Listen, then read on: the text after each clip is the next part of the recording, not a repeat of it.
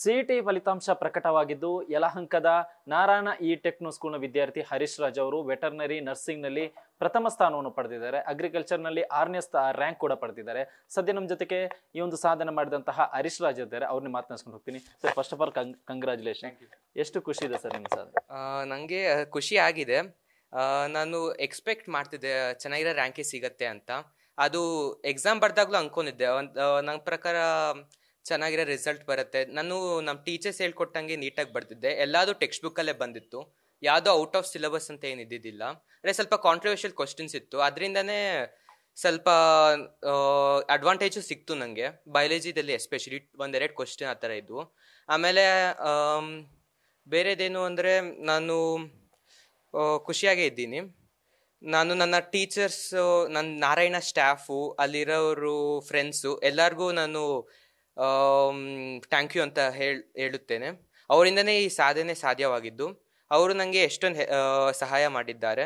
Especially ನಮ್ಮ teachers, ಅವರು ಪ್ರತಿಯೊಂದು ಕಾನ್ಸೆಪ್ಟನ್ನು ನೀಟಾಗಿ ಹೇಳ್ಕೊಡ್ತಿದ್ರು. ಫುಲ್ಲು ಡೆಪ್ತಲ್ಲಿ ಕ್ಲಾರಿಟಿ ಕೊಡ್ತಿದ್ರು. ಅದ್ರ ಜೊತೆಗೆ ನಮ್ಮ ಸೀನಿಯರ್ಸ್ ಮಾಡ್ತಿದ್ದ ತಪ್ಪುಗಳು, ನಾವು ಅಳವಡಿಸಿಕೊಳ್ಳಬೇಕಾದ ಒಳ್ಳೆಯ ಗುಣಗಳು ಮತ್ತು ಇತ್ಯಾದಿಗಳನ್ನು ಹೇಳುತ್ತಿದ್ದರು. ಅವರೊಂದಿಗೆ ನಮ್ಮ ಈ ನಾರಾಯಣದ ಕರಿಕ್ಯುಲಮ್, ಅವ್ರ ಶೆಡ್ಯೂಲು ಫುಲ್ಲು ಒಂಥರ ಸಿಸ್ಟಮ್ಯಾಟಿಕ್ ಆಗಿತ್ತು. ಅದು ಫಾಲೋ ಮಾಡಿದ್ರೆ ಒಂಥರ ಎಲ್ಲ ಸ್ಟೂಡೆಂಟ್ಸ್ಗೂ ಅಡ್ವಾಂಟೇಜಿಯಸ್ ಆಗಿರುತ್ತದೆ. ಸರ್, ಈಗ ನಿಮ್ಮ ಎಕ್ಸಾಮ್ ಟೈಮಲ್ಲಿ ನಿಮ್ಮ ತಯಾರಿ ಹೇಗಿತ್ತು ಓವರ್ ಆಲ್ ಪ್ರೋಸೆಸ್? ಯಾಕಂದರೆ ನೀವು 3-4 ಇದರಲ್ಲಿ ಸಾಧನೆ ಮಾಡಿದ್ದೀರಾ. PNUS ಆಗಿರ್ಬೋದು, ನರ್ಸಿಂಗು, ಅಗ್ರಿಕಲ್ಚರು, ವೆಟರ್ನರಿ, ಈ ಎಲ್ಲ ಸಾಧನೆ ಹೆಂಗೆ ಸಾಧ್ಯ ಆಯಿತು? ನಿಮ್ಮ ತಯಾರಿ ಹೇಗಿತ್ತು ಸರ್? ನಂದು ಏನು ಅಂದರೆ, ನಾರಾಯಣ ಅವ್ರದ್ದು ಅದೇ ರಿವಿಷನ್ ಶೆಡ್ಯೂಲ್ ಅಂತ ಒಂದು ಇದಿತ್ತು. ಅವ್ರದ್ದು ದಿನ ವೀಕ್ಲಿ 2 ಟೆಸ್ಟ್ಸ್ ಇರ್ತಿತ್ತು. ಅದನ್ನ ಅವೆರಡು 2 ಟೆಸ್ಟು ನಂಗೆ ಫುಲ್ಲು ನೀಟಾಗಿ ಅಂದರೆ ಫುಲ್ಲು ಡಿಸಿಪ್ಲಿನಾಗಿ ಕೊಡ್ತಿದ್ದೆ. ಎಲ್ಲದು ಅದು ಎರರ್ ಅನಾಲಿಸಿಸ್ ಮಾಡ್ತಿದ್ದೆ. ಆ ಕ್ವಶನಲ್ಲಿ ಬರ್ತಿದ್ದು ನಾನು ಏನು ಅಂದರೆ ನೀಟಿಗೆ ಪ್ರಿಪೇರ್ ಆಗ್ತಿದ್ದು. ಬೇಸಿಕಲಿ ಮೋಸ್ಟ್ ಟಾರ್ಗೆಟ್ ಇದ್ದಿದ್ದು ನಂದು ನೀಟಲ್ಲೇ. ನೀಟಲ್ಲಿ ಹೆಚ್ಚು ರ್ಯಾಂಕ್ ಪಡೆಯೋದು, ಹೆಚ್ಚು ಮಾರ್ಕ್ಸ್ ಪಡೆಯೋದು ಈ ಸಲ ಕಷ್ಟ ಇತ್ತು ನೀಟಿಂದು. ಆದರೆ CETಗೆ ಏನಂದರೆ ಅದೇ ಸಬ್ಸಿಡ್ರಿ ಎಕ್ಸಾಮ್ ಆಗಿತ್ತು ನನ್ನ CET. CET ಅಟೆಂಡ್ ಮಾಡಿದ್ದೀನಿ. JEE ಮೀನ್ಸ್ ಅಡ್ವಾನ್ಸ್ಡ್ ಅದು ಬರೆದಿದ್ದೇನೆ. CETದಲ್ಲಿ ಒಳ್ಳೆಯ ರ್ಯಾಂಕ್ ಬಂದಿದ್ದು ಖುಷಿ ತಂದಿದೆ ನನಗೆ. ಸರ್, ಈ ಒಂದು ಕಲಿಕಾ ಭಾಗದಲ್ಲಿ ಯಾಕಂದ್ರೆ ಸಾಕಷ್ಟು ಏರುಪೇರು ಇರುತ್ತೆ, ನಿಮ್ಗೆ ಏನೇನು ಚಾಲೆಂಜಸ್ ಇದ್ರೆ ಮತ್ತೆ ಅದನ್ನು ಹೆಂಗೆ ಫೇಸ್ ಮಾಡಿದ್ರಿ ಅಂತ? ಅದು ಏನಂದ್ರೆ ರಿಸಲ್ಟ್ಸ್ ಅಲ್ಲಿ ನಂದು ಟಾಪ್ 1 ಬಂದಿದ್ದು ನನ್ನ ಕಾಲೇಜಲ್ಲೇ, ನನ್ನ ಸೆಕ್ಷನ್ ಅಲ್ಲಿ ಟಾಪ್ ಬಂದಿದ್ದು ಫುಲ್ ರೇರು. ಬರೀ ಒನ್ ಟೈಮ್ ಇಲ್ಲ 2 ಟೈಮ್ ಬಂದಿರುವುದಷ್ಟೇ. ಆದರೆ ನಂದು ಆಲ್ಮೋಸ್ಟ್ ಟಾಪ್ 7 ಅಂತೂ ಇರ್ತಿತ್ತು ನನ್ನ ಹೆಸರು ನನ್ನ ಸೆಕ್ಷನಲ್ಲಿ. ಒಂದೊಂದ್ಸಲಿ ಅದು ಟಾಪ್ 15ಗೂ ಹೋಗ್ತಿತ್ತು. ಮತ್ತು all over India Narayana rank top 30 ಒಳಗಿತ್ತು ನಂದು, ಟಾಪ್ 30-40 ಆದ್ರೇನು ಅದು ಏನಂದರೆ, ನಾವು ಬಿದ್ದಾಗ ಅದೇ ತಲೆ ಕೆಡಿಸ್ಕೊಳ್ಬಾರ್ದು. ನಂದು ಮಾರ್ಕ್ಸ್ ಹೋಯ್ತು, ಅದು ಹೋಯ್ತು, ಇದು ಹೋಯ್ತು ಅಂತ. ನಾವು ಮಾಡಿದ ತಪ್ಪುಗಳನ್ನು ನೀಟಾಗಿ ಪರಿಶೀಲಿಸಿ ಮತ್ತು ಮುಂದಕ್ಕೆ ಏನು ಮಾಡಬೇಕೆಂದು ತಿಳಿದುಕೊಳ್ಳಬೇಕು. ಆವಾಗ ಏನಾಗುತ್ತದೆ ಅಂದರೆ, ಏನು ಅಂದರೆ ಹೊಸದು ಕಲಿತೀವಿ. ಅದ್ರ ಜೊತೆಗೆ ಮುಂದಿನ ಪರೀಕ್ಷೆಗಳಲ್ಲಿ ತಪ್ಪೋಗೋದಿಲ್ಲ. ಆವಾಗ ಆಲ್ಮೋಸ್ಟ್ ನೀವು ಆರಾಮಾಗಿ ಬರೆಯುವುದು ಎಕ್ಸಾಮ್ನ. ಸರ್, ಈಗ 4 ವಿಭಾಗದಲ್ಲಿ ನಿಮ್ಗೆ ಈ ರೀತಿ ರ್ಯಾಂಕ್ ಬಂದಿದೆ. ಅನ್ಕೊಂಡಿದ್ರಷ್ಟೇ ಬರುತ್ತೆ ಅಂತ. ಮತ್ತೆ ಈಗ ಅಗ್ರಿಕಲ್ಚರ್ 6th ರ್ಯಾಂಕ್ ನಿಮ್ಗೆ ಈಗ ಬಂದಿರುವಂತಹ ರ್ಯಾಂಕ್ ಸ್ಯಾಟಿಸ್ಫೈಡ್ ಇದೆ, ಇಲ್ಲ ಇನ್ನೂ ಬರಬೇಕಿತ್ತು ಅಂತ ಅನಿಸ್ತದೆ?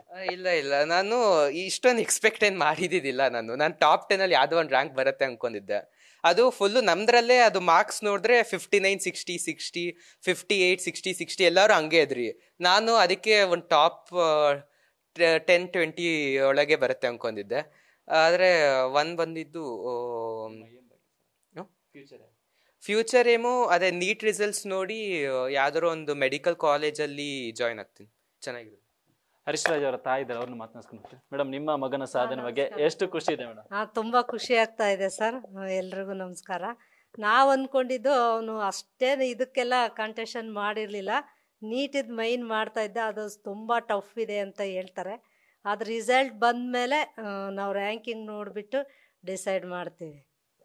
ಹೆಂಗೆ ಇವನು ಪ್ರಿಪರೇಷನ್ ಎಲ್ಲ ಹೆಂಗಿತ್ತು? ಮಗಂದು ಪ್ರಿಪರೇಷನ್ ಮತ್ತೆ ಎಷ್ಟು ಡೆಡಿಕೇಶನ್ ಹೆಂಗಿತ್ತು ಮೇಡಮ್? ಕಾಲೇಜೆಲ್ಲ ತುಂಬ ಚೆನ್ನಾಗಿ, ಇವನು ಫಸ್ಟು LKG UKG ಇಂದಲೂ ಟಾಫರಲ್ಲೇ ಬರ್ತಾ ಇದ್ದ ಸರ್. ತುಂಬ 10th ಎಲ್ಲ ಇವನೇ ಕಾಲೇಜಲ್ಲಿ ಟಾಫಲ್ಲೂ 10th ಟಾಫರ್ ಆಗೇ ಬರ್ತಾ ಇದ್ದ. ಹಂಗಾಗ್ಬಿಟ್ಟು ಚೆನ್ನಾಗೇ ಮಾಡ್ತಾ ಇದ್ದ ಪಾಪ. ಕಾಲೇಜಲ್ಲಿ ತುಂಬ ಇವ್ರಿಗೆ ಒಂದು 10 ಮಕ್ಕಳನ್ನ ತುಂಬ ಚೆನ್ನಾಗಿ ಮಕ್ಕಳು ಥರ ನೋಡಿಕೊಂಡು ಪ್ರಿಪೇರ್ ಮಾಡಿದರು. ಅದೇನೋ ಈ ಸಲ ನೀಟ್ ನೋಡಬೇಕು, ಸಿ ಇ ಟಿದೆಲ್ಲ ಚೆನ್ನಾಗಿ ಕೋಚಿಂಗ್ ಮೇಯ್ನ್ ಕೊಡೋದು ಅವ್ರು ನೀಟದು ನೋಡ್ಬೇಕು. ಅದ್ರ ರಿಸಲ್ಟ್ ಕಾಯ್ತಾ ಇದ್ವಿ. ಮೆಡಿಕಲ್ ಮಾಡಬೇಕು ಅಂತ ತುಂಬ ಖುಷಿಯಲ್ಲಿದ್ದಾನೆ. ಅದು ಇದು ಎಕ್ಸಾಮ್ ಬರ್ದು ಬಂದಮೇಲೆ ತುಂಬ ಬೇಜಾರಾಗಿದೆ. ನಾನು ನೋಡಬೇಕು ಅದೇ ಹೇಗೆ ಬರುತ್ತೆ ರ್ಯಾಂಕಿಂಗ್ ಎಲ್ಲ ನೋಡಿಬಿಟ್ಟು ಮುಂದೆ ಡಿಸೈಡ್ ಮಾಡಬೇಕು. ಈಗ ನಿಮಗ ರಾಜ್ಯ ಗುರುತಿಸುವಂತಹ ಒಂದು ಸಾಧನೆ ಮಾಡಿದ್ದಾರೆ. ಈಗಾಗಲೇ ಯಾರ ಫೋನ್ ಅಂದ್ರೆ ಫ್ಯಾಮಿಲಿಯಿಂದ ಏನು ವಿಶ್ಗರೆ ಬರ್ತಿದೆ ಹಿಂಗೆ ಮೇಡಮ್? ಇನ್ನು ನೋಡಬೇಕು ಸರ್. ಓಕೆ, ಖುಷಿ ಆಗಿದೆ. ನಮ್ಮ ಮೇಯ್ನು ನಮಗೆ ನೀಟದ ಅವನು ಅವನೇ ತುಂಬ ಬೇಜಾರದಲ್ಲಿ ಇದ್ದಾನೆ. ನೀಟ್ ಬರ್ದು ಬಂದಮೇಲೆ ಅದೇ ಆಗಿ ಬರುತ್ತೆ ಫಸ್ಟ್ ಅದು ನೋಡಬೇಕು, ರ್ಯಾಂಕಿಂಗ್ ಎಲ್ಲ ನೋಡಿಬಿಟ್ಟು ಆಮೇಲೆ ಡಿಸೈಡ್ ಮಾಡಬೇಕು ಸರ್. ಈಗ ಖುಷಿ ಆಗಿದೆ, ಇದೆಲ್ಲ ಬಂದಿರೋದು ಖುಷಿ ಆಗಿದೆ. ಓಕೆ, ಇವಿಷ್ಟು ಹರೀಶ್ ರಾಜ್ ಹಾಗೂ ಅವರ ತಾಯಿಯ ಮಾತು. ಕ್ಯಾಮರಾ ಪರ್ಸನ್ ಸೂರಜ್ ಜೊತೆ ಸತ್ತಾರ್, ನ್ಯೂಸ್ ಫಾಸ್ಟ್, ಬೆಂಗಳೂರು.